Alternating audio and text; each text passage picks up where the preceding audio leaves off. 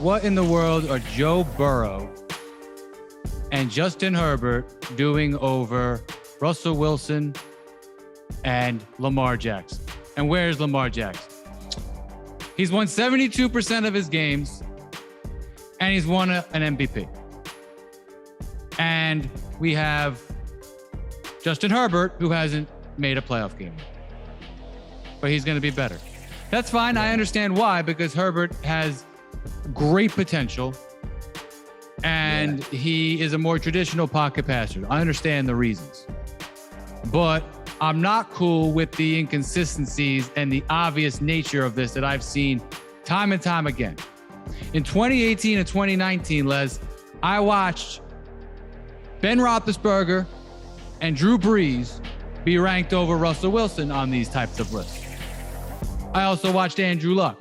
Now, Andrew Luck won 1 or 2 playoff games. Ben Roethlisberger and Brees were not winning Super Bowls at that time anymore. They had got it based on past accomplishments.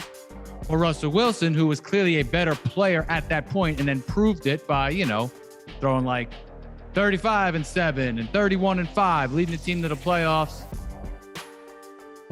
Okay, so those guys are over Russell Wilson.